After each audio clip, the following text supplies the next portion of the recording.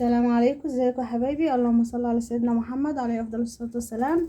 الا بذكر الله تطمئن القلوب. عملنا بقى النهارده كبده القوانص دي، عملناها بطريقه سهله خالص وبسيطه النهارده. وعملت سلطه خضراء، وعملت بدنجان كده مشوي ومخلل، وعملت مكرونه كده محمره اهي، واحده واحده، حبه وحبه يعني الولاد. وعملنا الكبد النهارده والقوانص دي في البيت، سهله خالص وبسيطه. يلا بينا نشوف الفيديو مع بعض عملناه ازاي. ويا ريت لو عجبك الفيديو ما تنسيش تشتركي معايا. هشوي كده بقى بدنجانه كده على النار، خرمتها كده بالشوكه اهي معايا كده، هنشويها. ومعايا هنا ميلة بطاطس كده هحمرها عشان نعمل الغدا بتاعنا. معايا هنا بقى كده كبد اهي، غسلاها كده ومنضفاها بالدقيق والليمون ومعلقه كده من الجنزبيل اهي معايا اهي. وهنا معايا بقى القوانص كده لوحدها عشان بتبقى ايه، قاسيه او جامده كده، بتبقى شويه في السوا عن الكبد. معايا هنا بقى بصل وفلفل، اي نوع فلفل عندك، وليمون، وهنحط فصين برضو من الثوم. هنعمل بقى الاكله دي النهارده ونعمل جنبها شويه مكرونه. يلا بينا نشوف هنعملها ازاي. طاسه كده معايا على النار اهي، حطيت فيها مكعب من الزبده وشويه من الزيت، او لو عندك حته من الدهون ماشي. هنزل كده اول حاجه بالقوانص كده معايا على النار، لان هي اللي بتاخد سوا اكتر من الكبد. ومعايا هنا كده البتنجانه كده اهي بشويها معايا على النار، تاخد بس لون وتغير وتتحمر معايا، وننزل بالكبد.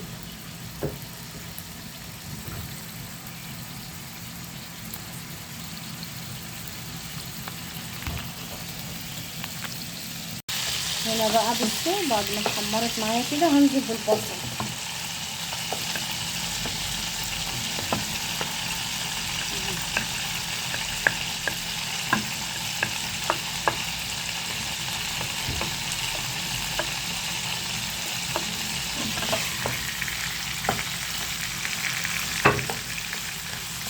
نقلبه بقى كويس.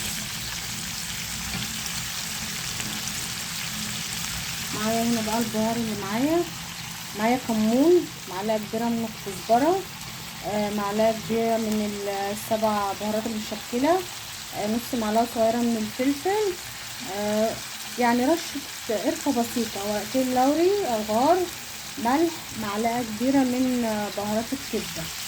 دي التوابل اللي هنضيفها مع الكبده النهارده.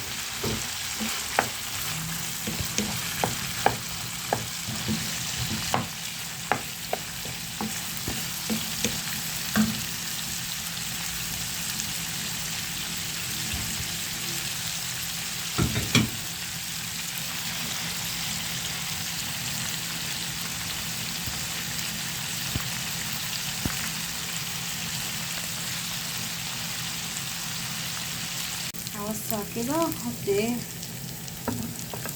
فصين توم كده كبار مهروسين اهو.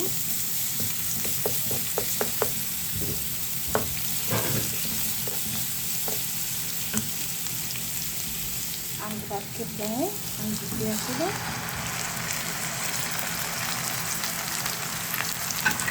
اخر حاجه هنزل بيها الفلفل الالوان بالراحه كده عشان ما تتهرسش معايا. هحط عليها كده واسيبها لحد ما تغير لون من تحت. البدنجانه بقى كده قشرتها معايا وحطيتها اهي في الخلاط. محتاج بقى هنا ليمونه وفصين كده من الثوم اهو مهروسين، وحبه من الكزبره او البقدونس الاخضر، وهنا كزبره ناشفه وكمون وملح وبابريكا وفلفل اسود وليمونه اهيت هنعصرها، وفلفل حسب اللي عندك بقى، حامي احمر بارد موجود. وهاخد معلقه طحينه كده من اللي عندي، وزيت وخل، هضربهم بقى في الخلاط وارجع لكم. اخر بقى حاجه كده بعد ما الكبده بصوا خلاص كده، هنزل بالفلفل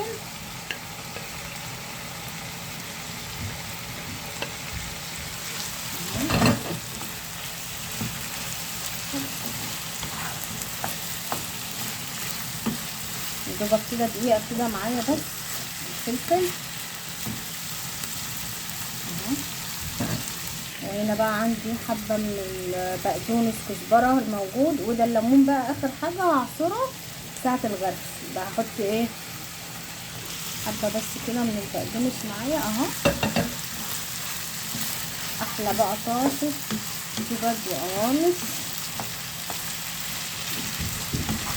اهي. ايه رأيكم؟ ايه رأيكم في المنظر؟ ساعة الغرس بقى هضيف الليمون وخلاص. انا بس دقيقة واحدة كده كمان وهطفي عليه.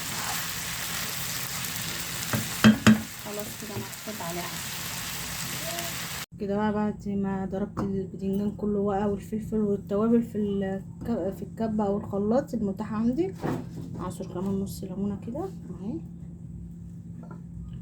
شوية زيت زيتون لو موجود عندك، مش موجود الزيت العادي بتاعنا.